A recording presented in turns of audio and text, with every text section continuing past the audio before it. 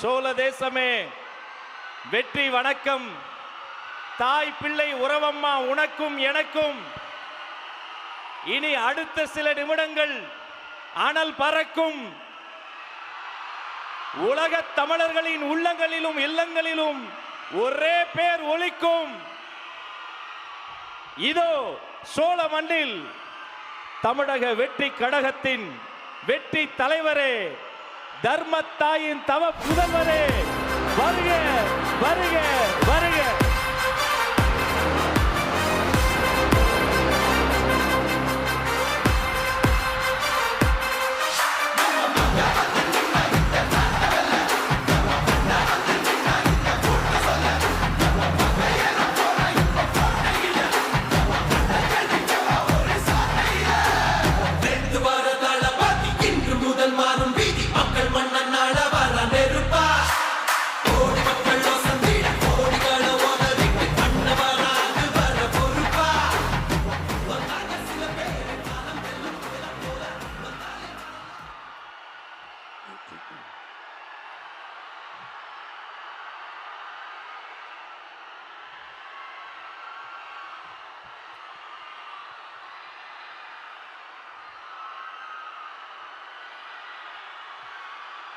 நன்றி நன்றி நன்றி.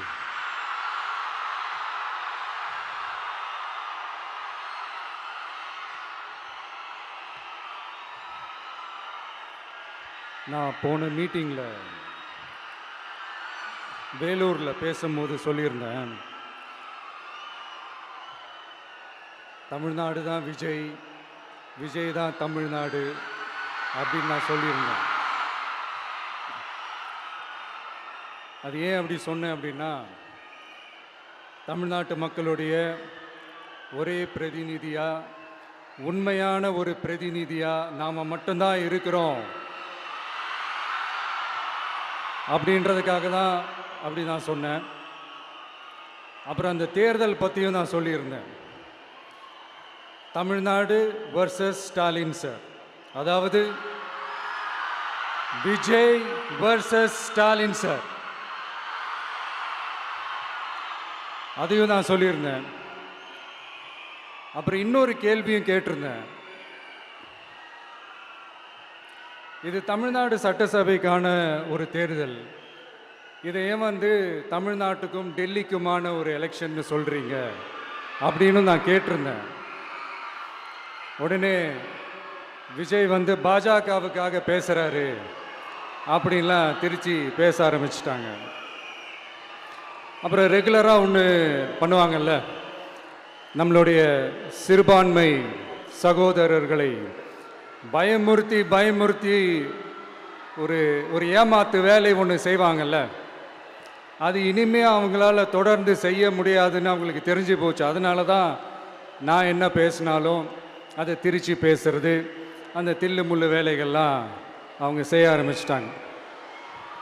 சென்னையில் டெல்லி டெல்லின்னு கூவுறதும், அடிக்கிற கொள்ளைக்கு ரைடு வந்துட்டா டெல்லிக்கு வெள்ளை கொடை பிடிக்கிறதும்,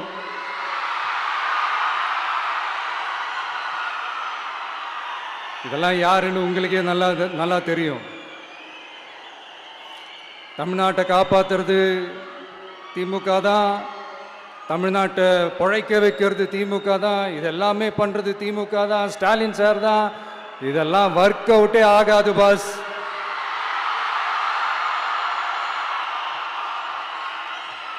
சின்ன பசங்களாம் சொல்ல ஆரம்பிச்சிட்டாங்க, ஓம் சக்தி பராசக்தி, திமுக ஒரு தீய சக்தி.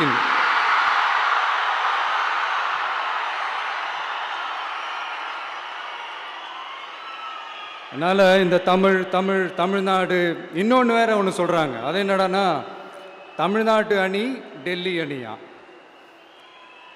கிரிக்கெட்ல கூட தமிழ்நாட்டு அணியை டெல்லி அணியால தொட்டு கூட பார்க்க முடியாது.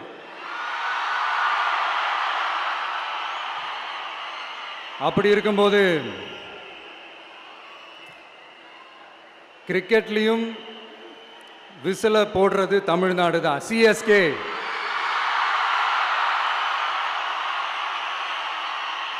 வரப்போற எலெக்ஷன்லயும் விசில போட போறது நம்ம டிவிக்கே தான். தமிழ்நாடு தான் டிவிகே, டிவிகே தான் தமிழ்நாடு. இந்த அணி, அந்த அணி, டெல்லி அணி, இதெல்லாம் அனைத்தும் உடைஞ்சி நொறுங்கும். டிவிகே அடிச்சு நொறுக்கும்.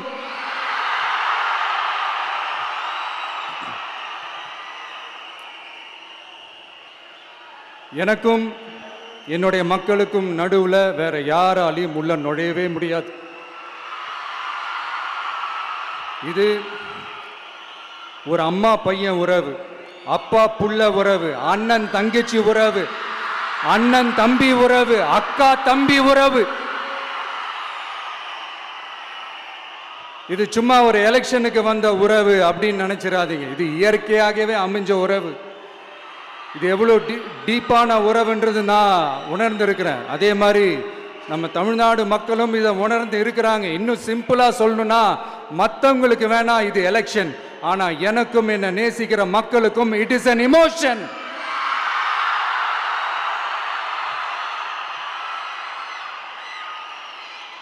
And it is not an ordinary emotion. It is a powerful oceanic emotion.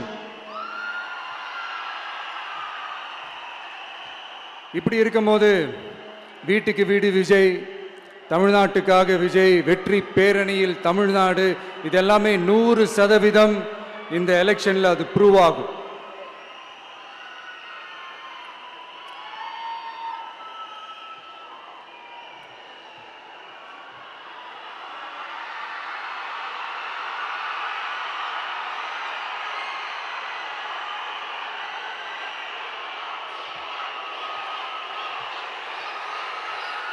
நீங்க எல்லாரும் எனக்கு இன்னொரு உறுதிமொழியை ஒன்று கொடுக்கணும்.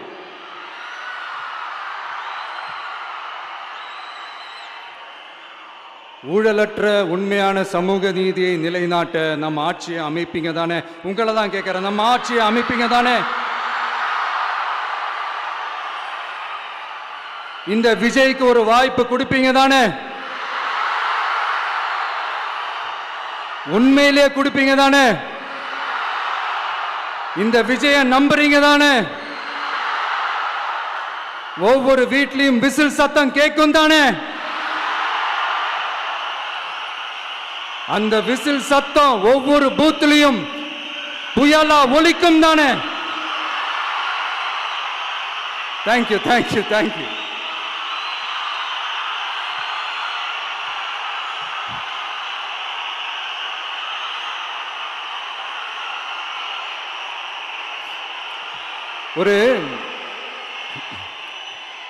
ஒரு டாக்டர் இருக்காருன்னா நாம் எப்போ அவரை பற்றி யோசிப்போம்? இப்போ நமக்கு ஏதாவது உடம்பு சரியில்லை அப்படின்னா அவரை யோசிப்போம், அவர் ஞாபகம் வரும். அது மாதிரி நமக்கு ஏதாவது ஒரு பிரச்சனை அப்படின்னா ஒரு வக்கீலை தேடிப்போம், அவர் ஞாபகத்துக்கு வருவார். இது மனித இயல்பு. அந்தந்த பிரச்சனை வரும்போது நம்ம அவங்கவுங்கள தேடி போவோம். ஆனால் ஆன் அ டெய்லி பேசிஸ் நம்ம சும்மா சாப்பிடும் போது கூட நம்மளை அறியாமல் ஒருத்தவங்களை பற்றி நினைப்போம். நம்மளை அறியாமல் அவங்களுக்கு நாம் நன்றி சொல்லுவோம். அந்த மதிப்பிற்குரிய அந்த மனிதர்கள் வேற யாரும் இல்லை, விவசாயி, விவசாயி, விவசாயி.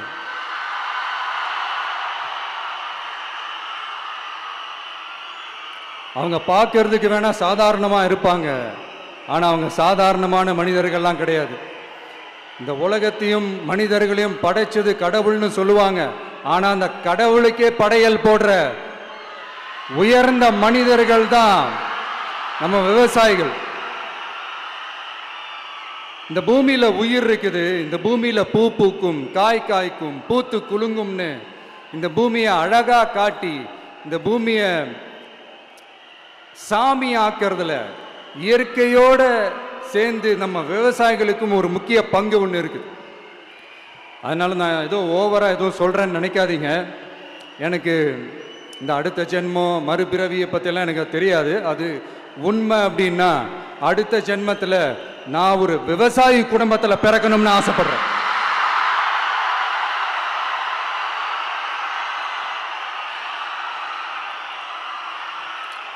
எனக்கு விவசாயத்தை பற்றி டீட்டெயில்டாக தெரியாது தான், நான் ஒத்துக்கிறேன். அதனால் மற்றவங்க மாதிரி நானும் டெல்டாக்காரன் தான் அப்படின்னு உங்கள் காதில் டால்டா ஊத்தலாம் நான் வரல. எனக்கு விவசாயத்தை பற்றி டீட்டெயிலாக தெரியலனா கூட அவங்க படுற கஷ்டங்களை பற்றி எனக்கு நல்லாவே தெரியும். நம்மளுடைய முதல் அரசியல் பயணம் தொடங்கினதே அந்த பரந்தூர் விஷயத்தை கையில் எடுத்து தான். அதனால் நம்மளுடைய இந்த ஆட்சி அமைஞ்சதும் தீர்க்க வேண்டிய முக்கியமான பிரச்சனைகளில் நம்மளுடைய விவசாய பிரச்சனைகளும் ஒன்று. முதல்வர் அவர்களுக்கு இந்த மாதிரி நீங்கள் அது செஞ்சிட்டேன் இது செஞ்சிட்டேன் அப்படின்னு நிறையா பெருமையாக சொல்லிக்கிறீங்களே, ஒரு அடிப்படை ஒரு பிரச்சனையை பற்றி ஒன்று பேசுவோமா? கொஞ்ச நாளைக்கு முன்னாடி ஐநா சபை ஒரு ரிப்போர்ட் ஒன்று வெளியிட்டிருந்தாங்க. அது கூட தினத்தந்தி நியூஸில் கூட வந்துச்சு. உடனே கூகுள் பண்ணி எதுவும் தேடாதீங்க, உங்கள் ஏஜென்சி வச்சு எதுவும் சர்வே கிர்வே எடுக்காதீங்க. எதுக்கு உங்களுக்கு சிரமம்? நானே என்னன்னு சொல்கிறேன். தண்ணீர் திவால் அப்படின்ற அந்த தலைப்பில் தண்ணியே இல்லாமல் திவால் ஆக போகுது அப்படின்ற அந்த கட்டுரை படிக்கும் போது உண்மையிலேயே மனசுக்கு ரொம்ப பகீர்னு இருந்தது. இந்தியாவிலேயே அது முக்கியமாக நம்ம தமிழ்நாட்டில் இன்னும் கொஞ்ச காலத்திலேயே தண்ணியே இல்லாமல் திவாலாக போகுதான். அதுக்கு காரணம் நிலத்தடி நீரை பாதுகாக்காமல் விட்டது தான் காரணமாக. மண்ணையும் மணலையும் கொள்ளையடிச்சா பின்ன வேற என்ன நடக்கும்? மலைகளை முழுகினா பின்ன வேற என்ன நடக்கும்? கனிம வளங்களை கொள்ளையடிச்சா பின்ன வேற என்ன நடக்கும்? இந்த மணல் கொள்ளையில் ஈடுபட்டவங்களை மேலே நீங்கள் சரியாக நடவடிக்கை எடுக்கலைன்னு அது போதுமானதாக இல்லை அப்படின்ட்டு சென்னை உயர்நீதிமன்றம் சொன்னிச்சே, மறந்துட்டீங்களா? இந்த மணல் கொள்ளை, கனிம வள கொள்ளை, இதுக்கெல்லாம் காரணம் மணல் மாஃபியா குரூப் தான் மதுரை உயர்நீதிமன்றம் அந்த கிளை சொன்னிச்சு. அதை மறந்துட்டீங்களா? இந்த மணல் மாஃபியா குரூப்புக்கு ஆதரவு அளிக்கிறது யாரு? உங்க திமுக கவர்மெண்ட் தானே. அது இல்லைன்னு சொல்ல முடியுமா? அவங்களோட டீலிங்ல இருக்கிறது யாரு? நீங்க தானே. அது இல்லைன்னு சொல்ல முடியுமா? தண்ணி திவாலாக போகுது, மணல் திவாலாக போகுது, கனிம வளம் திவாலாக போகுது. மொத்தத்தில் உங்க ஆட்சியில தமிழ்நாடு திவாலாக போகுது. கடன் மேல கடன் வாங்கிட்டு உங்க கவர்மெண்ட்டே குப்பராட்சி படுத்துக்குச்சு. உங்ககிட்ட பேசுறதும் ஒண்ணுதான். சரி, அதை விடுங்க.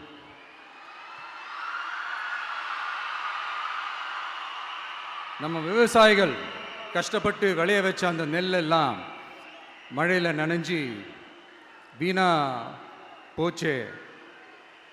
டெல்டாக்காரன்னு சொல்லிக்கிற நீங்க அதை எதாவது கவனிச்சிங்களா? அவங்களுடைய போராட்டம் எதுக்காவது கூட போய் நின்றுக்கிறீங்களா? கூண்டாஸில் மட்டும் போடுவீங்க. இதானே உங்களுடைய அந்த சாதனை. பரந்தூர் பிரச்சனை, உங்களுடைய உண்மையான நிலைப்பாடு என்ன? மேல்மா விஷயத்தில் உங்களோட உண்மையான நிலைப்பாடு என்ன? தமிழகத்தில் இருக்கிற எல்லா ஆறுகளையும் இணைப்போம், இந்தியாவிலேயே நாங்கள் தான் அதை பற்றி ஃபஸ்ட்டு யோசித்தோம் அப்படின்னு பெருமையாக சொல்லிக்கிற இந்த திமுக கவர்மெண்ட் அவங்களுடைய நாக் என்னன்னு சொல்லவா? இந்த மாதிரி பெரிய பெரிய திட்டங்கள்லாம் ஆட்சிக்கு வந்த உடனே செய்ய மாட்டாங்க. அந்த ஆட்சி முடிகிற டைமில், அந்த கடைசி 6 மாதம், அந்த 1 வருஷம், அந்த 1.5 வருஷத்தில் அதுக்கான திட்டத்தை கொண்டு வருவாங்க, அதுக்கான அடிக்கலை நாட்டுவாங்க. அதுக்கப்புறம் எலெக்ஷன் வரும், தோத்துருவாங்க. கேட்டால் எங்கள் ஆட்சி தான் முடிஞ்சிருச்சே அப்படின்னு நாடகம் ஆடுவாங்க. இல்லை, நான் தெரியாமல் தான் கேட்குறேன். மக்கள் மேலே உங்களுக்கு உண்மையிலே அந்த அக்கறை இருந்துச்சுன்னா ஆட்சிக்கு வந்த உடனே இந்த மாதிரி பெரிய பெரிய திட்டங்கள்லாம் ஸ்டார்ட் பண்ண வேண்டியது தானே. அதனால் ஆட்சி முடியும் போது அடிக்கல் நாட்டுறது.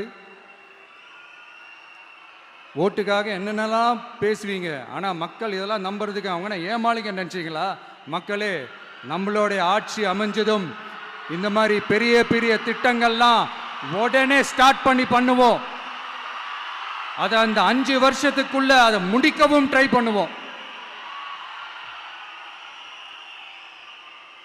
ஸோ இப்படிலாம் நம்ம பேசினா காவிரி பிரச்சனையில் உன் கருத்து என்ன, முல்லை பெரியார் பிரச்சனையில் உன் கருத்து என்ன, இப்படிலாம் அதெல்லாம் பற்றி உனக்கு என்ன தெரியுமா அப்படின்னு கேட்க ஆரம்பிச்சிருவாங்க. ஐயா, உலக மகா மேதைகளே, ROV, ரிமோட்லி ஆப்ரேட்டட் வெஹிக்கிள், அதை வச்சு தண்ணிக்குள்ளேயே போய் அணைகளோட உறுதித்தன்மையை ஆராய்ச்சி பார்க்குற வரைக்கும் நான் எல்லாம் தெரிஞ்சு தான் வச்சிருக்கிறேன். ஒருத்தன் சைலண்டாக இருக்கான், அமைதியாக இருக்கான்னா உடனே அவனுக்கு எதுவுமே தெரியாதுன்னு நினச்சிடாதீங்க. சும்மா கருத்து சொல்லிக்கிட்டு கம்பு சுற்றிக்கிட்டு இருந்தால் எல்லாமே நடந்துருமா? நசன் பேசி பேசி அதை கேட்டு மக்கள் வெறுத்து போயிட்டாங்க. உருப்படியா ஏதாவது யோசிங்கயான்னு மக்கள் நினைக்கிறத யாருக்கு தெரியுதோ தெரியலையோ, எனக்கு அது நல்லாவே தெரியுது. உரிய இடத்துக்கு போய் சம்பந்தப்பட்டவங்களோட பேசி அதுக்கான சொல்யூஷன் என்னன்னு தெரிஞ்சுக்கிட்டு அதை ப்ராப்பராக எக்ஸிக்யூட் பண்ணணும். அடுத்து நம்மளுடைய கடல் விவசாயிகளான நம்மளுடைய மீனவர்களுடைய பிரச்சனைக்கு அப்பப்போ எந்திரிச்சு கடிதம் எழுதிட்டு திரும்ப தூங்க போயிடுவார். அவ்வளோதான், அதோட அது அப்படியே கிடக்கும். மானே தேனே பொன்மானே இப்படிலாம் கடிதம் எழுதுறதெல்லாம் வேலைக்கே ஆகாது. ஒன்றிய அரசுக்கு அந்த உண்மையான உணர்வுபூர்வமான அந்த அழுத்தத்தை கொடுக்கணும். நம்ம மீனவர்கள் மேல அவங்க கையே வைக்கக்கூடாது, கையே வைக்க விடக்கூடாது. அவங்களுக்கான அந்த பாதுகாப்பு பக்காவா இருக்கணும். அதுதான் நம்மளுடைய ஒரே அஜெண்டா. மீனவர்களே, அடுத்து நம்மளுடைய ஆட்சி தான். கவலைப்படாதீங்க, தைரியமா இருங்க, உங்களுக்கான பாதுகாப்பு பக்காவா இருக்கும். இப்படி இருக்கும்போது அடுத்ததும் நாங்க தான் அப்படின்னு சிஎம் சார் சொல்லுவாங்க. அதெல்லாம் நடக்கவே நடக்காது. 2வது முறை வந்ததெல்லாம் சரித்திரமே கிடையாது. இந்த சைனாவில் கிரேட் வால் ஆஃப் சைனா கேள்விப்பட்டிருப்பீங்க. அதோடைய நீளத்தை விட பெரிய டாஸ்க் இது. ஆனானப்பட்ட அவங்க அப்பாவாலே முடியல.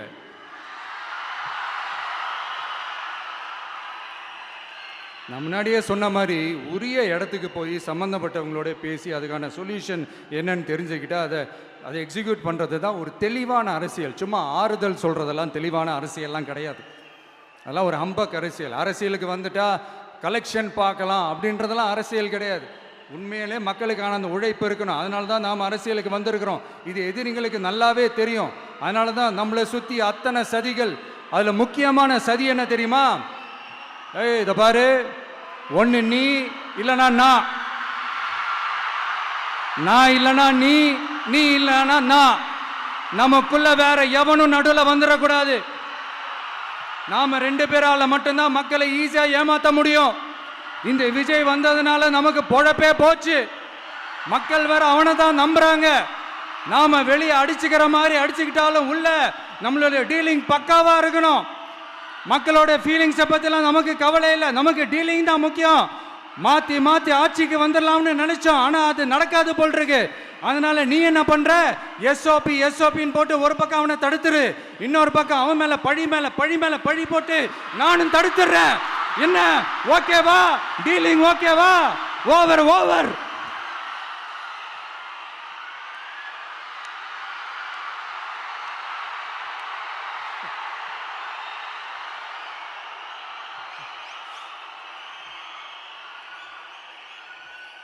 இல்லைங்க, உண்மையிலேயே சிரிக்கிறதா என்ன பண்ணுறதுன்னு எனக்கு தெரியல. உண்மையிலே இப்படி தான் இருக்கு அவங்க டீலிங்லாம்.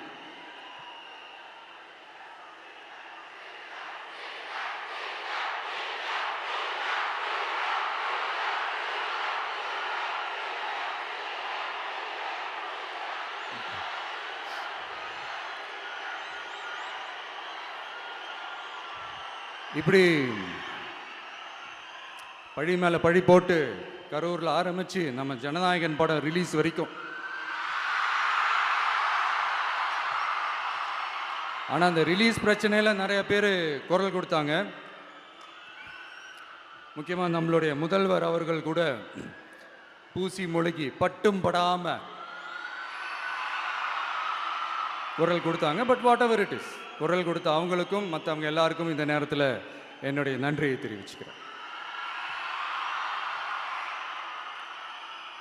இப்படி நம்ம வெளிப்படையாக பேசுறதுனால சிஎம் சாரோட மனநிலை இப்போ எப்படி இருக்கும் தெரியுமா? ஏற்கனவே கட்சிக்காரங்க தொல்லை தாங்க முடியல, தூங்க விட மாட்டேறாங்க. இந்த விஜயும் வந்து தூங்க விட மாட்டான். நம்ம பாட்டுக்கு ஹைவேல சைக்கிள்ல சோலாவா போலான்னு நினைச்சோம். இவன் நாடனா மக்கள் சக்தியோட வந்துட்டு இருக்கான். இவன் தான் கேள்வி கேட்கறான்னு பார்த்தா மக்களையும் கேள்வி கேட்க வைக்கிறான். 1000 ரூபாய் கொடுத்துட்டு இருந்தோம், 5000 ரூபாய் கொடுத்து ஏமாத்தலான்னு பார்த்தா அதையும் கேள்வி கேட்க வைக்கிறான். விசில் சத்தம் வேற விண்ண முட்டுது. கூட்டணி கட்சிகள் தொல்லை வேற தாங்க முடியல. இவன் பண்ற பிரச்சாரத்தையாத்த முடக்கலான்னு பார்த்தா அப்பவும் மக்கள் அவன் பின்னாடி தான் நிக்கிறாங்க. என்ன பண்றது ஏது பண்றதுன்னு தெரியாத ஒரு மனநிலையில இருப்பாரு.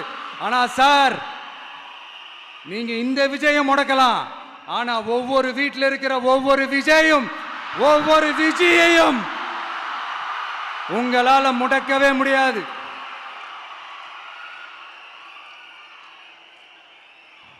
அவங்களாம் ஆல்ரெடி பிரச்சாரத்தை ஸ்டார்ட் பண்ணிட்டாங்க சார்.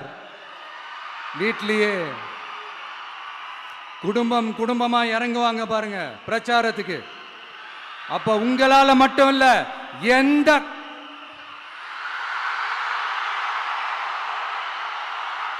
யாராலையும் தடுக்க முடியாது.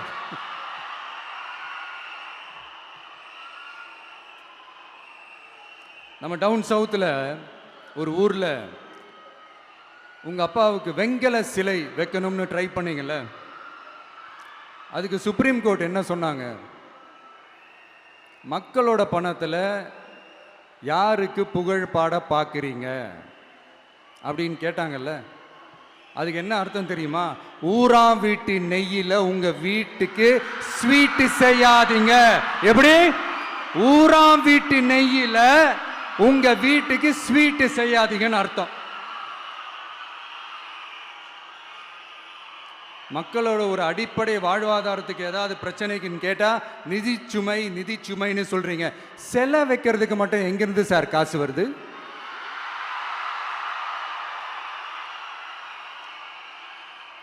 முதல்ல மக்களுக்கு அந்த சோறுக்கு வழி பாருங்க சார். செலை வைக்கிறத பத்திலாம் அப்புறமா யோசிக்கலாம்.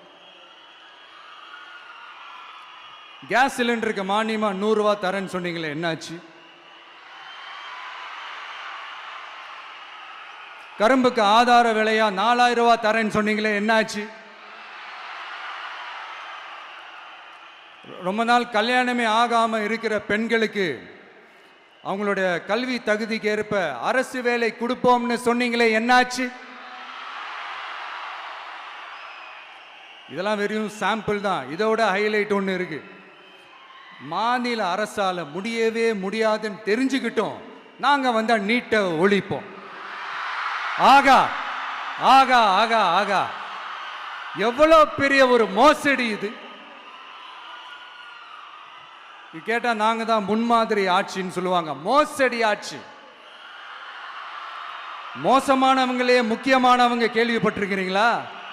அந்த மாதிரி மோசடி ஆட்சியிலே முக்கியமான ஆட்சி இந்த திமுக ஆட்சி. மக்களே, மக்களை நேசிக்கிற விஜய் வேணுமா? மக்கள் விரோத ஆட்சி நடத்துற ஸ்டாலின் சார் வேணுமா?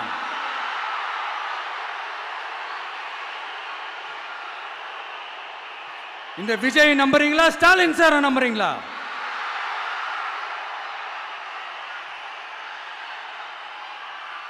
இந்த சத்தத்துக்கு அர்த்தம் தெரியுமா சார்? ஸ்டாலின் தொடரட்டும் அப்படின்னு அர்த்தம் கிடையாது. தீய சக்தி திமுக ஆட்சி மறையட்டும், தூய சக்தி டிவிகே ஆட்சி வரட்டும். நானும் உதிக்கட்டும்னு சொல்லாம்னு நினைச்சேன், பார்த்தா அதை வேற திருச்சி பேச ஆரம்பிச்சிருவாங்க. திருநெல்வேலியில், நாங்குநேரியில் இப்போ ரீசெண்டா ஒரே லைன்ல சொல்லணும்னா, நம்ம நண்பர் ஒருத்தர் ட்வீட் போட்டிருந்தாரு, அதையே சொல்றேன். ஸ்டாலின் தொடரட்டும், சட்டம் ஒழுங்கு சந்தி சிரிக்கட்டும். இதுதான் அந்த பிரச்சனைக்கு ஒரே லைன்.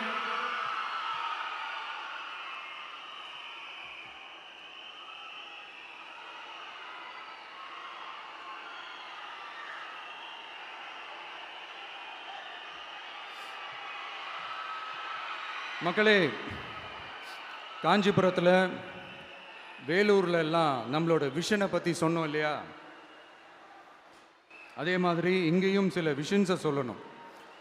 இது மற்றவங்க மாதிரி தேர்தல் வாக்குறுதின்னு சொல்லி ஏமாத்துறது கிடையாது. நம்மளை நம்புகிற மக்களுக்கு நம்பிக்கை தர்றது. நம்ம ஆட்சிக்கு வந்ததும் இதெல்லாம் செய்ய நடவடிக்கை எடுப்போம்னு சொல்கிறது. டெல்டா விவசாயிகள் சமீபத்தில் கூட உரத்தட்டுப்பாட்டை சந்திச்சிங்கல்ல. சில பேர் உரத்தை பதுக்கி வச்சு அதிக விலைக்கு விற்றதா நியூஸ்லாம் கூட வந்துச்சு. நம்ம டிவிக்கு ஆட்சி வந்ததும் உரத்தட்டுப்பாடு இல்லாமல் பார்த்துக்குவோம்.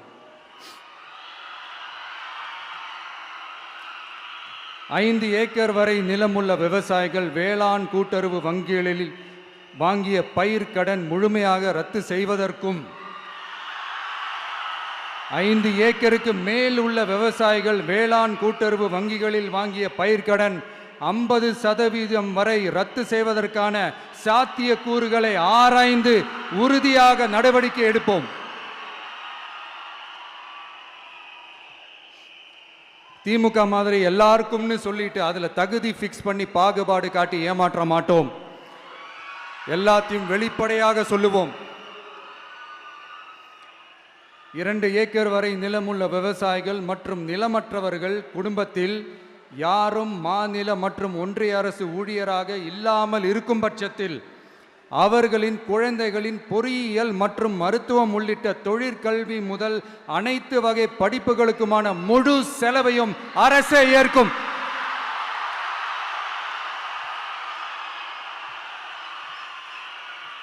விவசாயிகளின் விருப்பத்திற்கு எதிராக எந்த திட்டமாக இருந்தாலும், ஒன்றிய அரசின் நெருக்கடியே இருந்தாலும் அந்த திட்டத்தை உங்களுடைய டிவிகே ஆட்சி முழுமையாக நிராகரிக்கும். எப்போதும் விவசாயிகளின் பக்கமே நம் ஆட்சி நிற்கும். கொள்முதல் நிலையங்களில் முறையாக நெல் மூட்டைகள் பாதுகாக்கப்படும். நெல் முளைத்து வீணாவதை பார்த்து கொண்டு நமது அரசு சும்மா இருக்காது. போதுமான கொள்முதல் நிலைய வசதிகள் ஏற்படுத்தப்படும். அதே போல கொள்முதல் நிலையங்களில் கொள்முதல் செய்வதற்கோ மூட்டை ஏற்றி இறக்கவோ 1 பைசா கமிஷன் வாங்காமல் பார்த்து கொள்ளப்படும். அப்படி கமிஷன் வாங்குவது யாராக இருந்தாலும் கடும் நடவடிக்கை எடுக்கப்படும்.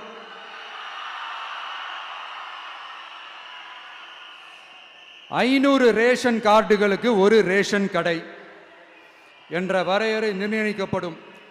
கிராமங்களிலும் எடையாளர் நியமிக்கப்படுவார். பெண் விற்பனையாளருக்கு பெண் எடையாளர், ஆண் விற்பனையாளருக்கு ஆண் எடையாளர் என்பது பின்பற்றப்படும்.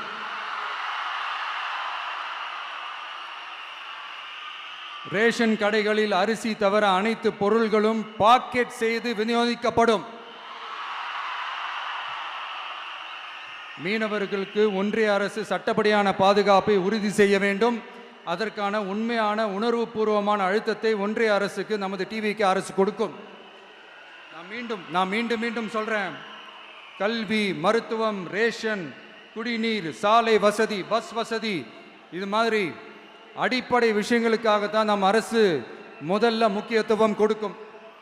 எனக்கு நம்மளோட குழந்தைகள், நம்ம பெண்கள், நம்ம இளைஞர்கள் லைஃபுக்கு முன்னுரிமை கொடுக்கணும்.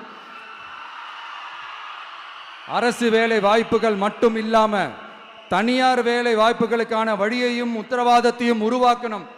அப்படி நாம் உருவாக்கிட்டாலே அவங்களுக்கான ரூட்டை நம்ம இளைஞர்கள் அவங்களே தேர்ந்தெடுத்துப்பாங்க. இத்தனை கோடி அத்தனை கோடி ஒப்பந்தம்னு சொல்லி விளம்பரம் மட்டும் செய்யாம உண்மையான ஒப்பந்தம் போட்டு வெள்ளை அறிக்கை வெளியிட்டு அதை செயல்படுத்தினாலே போதும், எல்லாம் தன்னாலே நடக்கும். இங்க என்னனையும் சொல்ல நினைக்கிறேன். இங்க அடுத்து நாங்க தான் நெஞ்சை நிமித்திரி கூவுற யாராச்சும் நாங்க ஊழலே செய்யாதவங்கன்னோ ஊழல் செய்யவே மாட்டோம்னோ நெஞ்சை தொட்டு மனசாட்சியோட சொல்ல முடியுமா? ஆனா நாம இன்னைக்கு இல்ல, ஆட்சிக்கு வந்ததுக்கு அப்புறமும் ஓப்பனா தில்லா கட்ஸா சொல்லுவோம். ஊழல் லஞ்சம் இல்லாத ஒரு ஆட்சியை கொடுக்க உண்மையா ட்ரை பண்ணாலே போதும், எல்லாம் தன்னாலே நல்லா நடக்கும். எல்லாரும் கொஞ்சம் கை இப்படி வைங்களேன். எங்க ஓட்டு எங்க உரிமை. எங்களை யாரும் விலைக்கு வாங்க முடியாது. எங்க ஓட்டு விசில் சின்னத்துக்கு தான். யாரையும் நம்பி ஏமாற மாட்டோம். எங்க வார்த்தையிலிருந்து மாற மாட்டோம். இது நிஜம். தேங்க்யூ.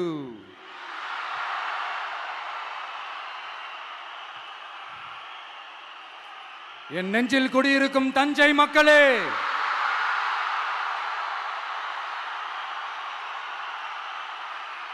என் நெஞ்சில் குடியிருக்கும் வேலூர் மக்களே, வேலூர்ல இதை நான் சொல்ல மறந்துட்டேன். சாரி, உங்களுக்காக இங்க நான் சொல்றேன். உங்களோட நான் இருக்கேன், நம்மளோட நம்ம மக்கள் இருக்கிறாங்க. இதுக்கு மேல என்ன வேணும்? கான்பிடென்ட்டா இருங்க. நல்லதே நடக்கும். வெற்றி நிச்சயம். மீண்டும் சந்திக்கும் வரை நன்றி, வணக்கம்.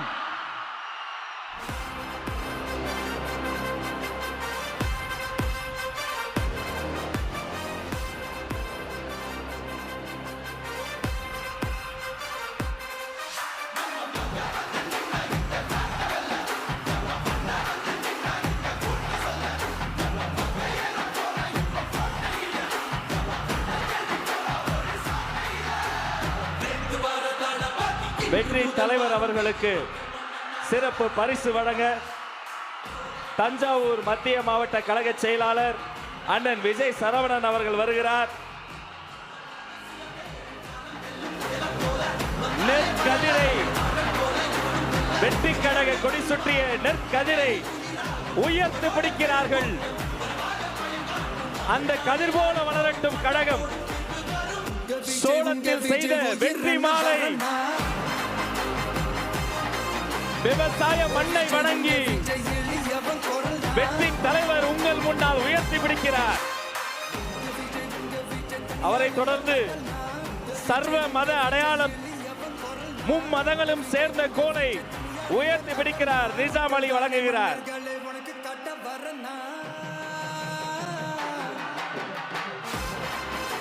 அவரை தொடர்ந்து மதன் அவர்கள் வழங்கக்கூடிய வெற்றி கப்பல்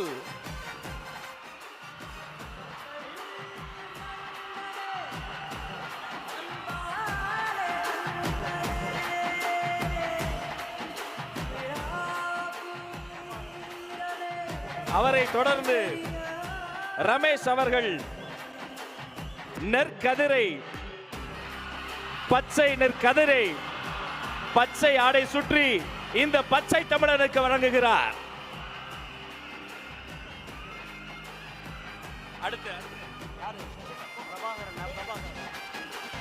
வெற்றி தலைவருக்கு அண்ணன் பிரபாகரன் வெற்றி செங்கோலை வழங்குகிறார்.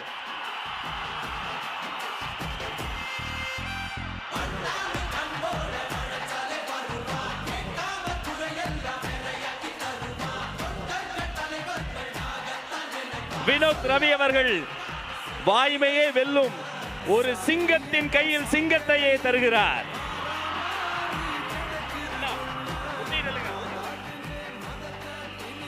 அசாருதீன் அவர்கள் தளபதி திருவுருவம் பொதித்த தளபதி உருவம் பதித்த செங்கோலை தருகிறார்.